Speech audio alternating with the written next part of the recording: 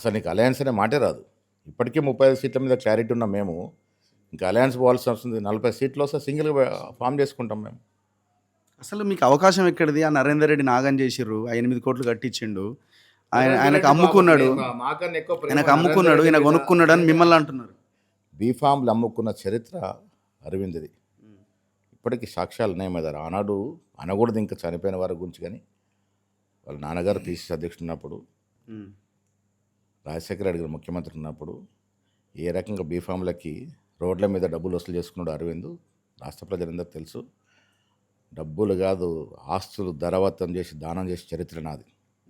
ఒక్కసారి అరవింద్ మా గ్రామానికి వెళ్ళి మా తాత నుంచి ఇప్పటివరకు నాకున్న ఆస్తిపాస్తులు ఎంత, నక్సల్స్ మూమెంట్లో ఎంత, ఎన్ని ఆస్తులు, ఎన్ని వందల ఎకరాలు నేను ప్రజలకు ఇచ్చాను, తర్వాత 800 ఎకరాలు అమ్మాను, నా గ్రామ అవసరాల కోసం ఇప్పటి వరకు 50 పైన ఎకరాలు ఇచ్చినాను. ఇవన్నీ కూడా ఆయన ఊరికెళ్ళి తెలుసుకుంటే బాగుంటుంది. వారి చరిత్ర, అరవింద్ చరిత్ర ఏంటంటే వాళ్ళ ఊర్లో వేల్పూర్లో ఆ గ్రామానికి ఇల్లు ఇస్తామని చెప్పించి ఆ ధర కానీ మళ్ళీ వెనక్కి తీసుకున్నటువంటి దౌర్భాగ్యమైన చరిత్ర వాళ్ళది. వారు మా గురించి మాట్లాడడం ఏంటి? రెంట్లే 3 కోట్లు వస్తున్నాయి ముందు నుంచి చెప్తున్నారు కదా, చాలా క్లియర్గా ఇంటర్వ్యూలో ఓపెన్గా ప్రజల ముందే. మంచి ప్రశ్న మీరు వేసింది, మంచి ప్రశ్న. 3 కోట్ల రెంట్లు వచ్చే స్థాయికి అరవింద్ ఏ రకంగా ఎదిగినాడు? పనిచేసిన వాళ్ళ తాత చిన్న బీడీ కంపెనీ నడుపుకునేటువంటి తాత నుంచి డి శ్రీనివాస్ గారు ఒక చిన్న స్థాయి ఉద్యోగం నుంచి వాళ్ళని 3 కోట్ల రెంట్ ఇచ్చే స్థాయికి ఎట్లా ఎదిగినావు ప్రజలకు తెలియదా? రియల్ ఎస్టేట్ చేసిన అంటుండు, బిజినెస్ చేసిన అంటున్నాడు. ఇక్కడ చేసిండు ఏ రియల్ ఎస్టేట్, ఏ బిజినెస్? ఆయన పుట్టినప్పుడు వారి స్థితిగతులు ఏందో ప్రజలందరూ తెలుసు.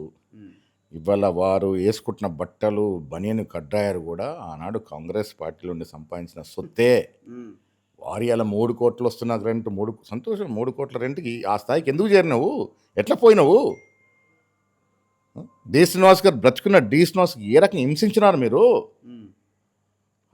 ఆఖరి క్షణంలో కాంగ్రెస్కి రావాలని తపన పడి నడవలేని స్థితిలో వారు కాంగ్రెస్ ఆఫీస్కి వస్తే వెనక్కి తీసుకెళ్ళి దబాయించి బెదిరించి మళ్ళీ వెనక్కి తీసుకెళ్ళి సంతకాలు పెట్టించిన చరిత్ర మీది కాదా? ఆయన చిరకాల కోరిక కాంగ్రెస్ పార్టీలో చనిపోవాలని. అలాంటి పరిస్థితులు మీరు ఆయన తీసుకెళ్ళి దబాయించి బెదిరించి మళ్ళీ సంతకాలు పెట్టి నేను చేరలేదని రాపించిన చరిత్ర మీది కదా. నీకు నష్టం జరుగుద్దని. ఈయనేదో తాతగారు ఆర్ఎస్ అంట. అసలు తాతగారు ఆర్ఎస్ ఎక్కడ? నువ్వు పుట్టినప్పుడు మీ తాత లేనలేరు. ఆయనకైనా రంగు పూసుకొని రాజకీయాల అవసరాల కోసం నేనేదో మా తాత ముత్తత్తుల ఆర్ఎస్ ఏంటి? ఆర్ఎస్ ఎక్కడున్నప్పుడు?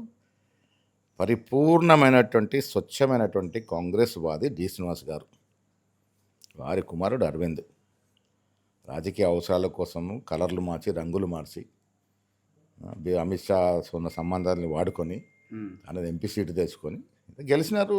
ఇప్పుడు జనంలో మత చిచ్చు పెట్టి గెలిచినారు.